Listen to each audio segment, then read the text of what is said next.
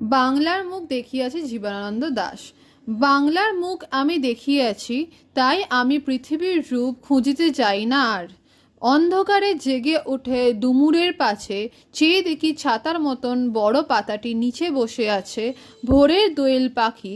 চারিদিকে চেয়ে দেখি পল্লবী স্তূপ, জাম বট কাঁঠাল হিজলের অশ্বত্থে করে আছে চুপ। ফণিমনসার ঝোপের সটি বনে তাহাদের ছায়া পড়িয়াছে। মধুকর ডিঙা থেকে না জানি সে কবে চাঁদ চম্পার কাছে। এমনই হিজল বট তমালের নীল ছায়া বাংলার অপরূপ রূপ। দেখছিল বেহুলাও একদিন গাঙুরের জলে ভেলা নিয়ে।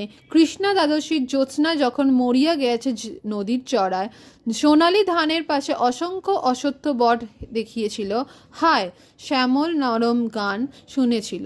একদিন অমরায় গিয়ে ছিন্ন খঞ্জনার মতো যখন সে নেচেছিল ইন্দ্রের সভায়, বাংলার নদীর মাঠ ভাটফুল ঘুঙুরের মতো তাদের কেঁদেছিল পায়।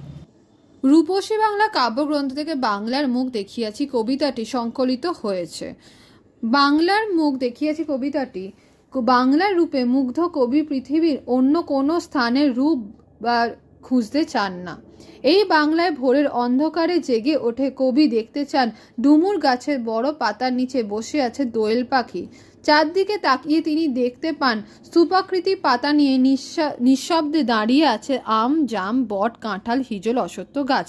তাদের ছায়া পড়েছে ফণিমনসার ঝোপে সটি বনে। কবি মনে করেন কোনো একদিন হয়তো চাঁদ সদাগর তার ডিঙা থেকে চম্পক নগরের কাছে এরকমই দৃশ্য দেখেছিলেন।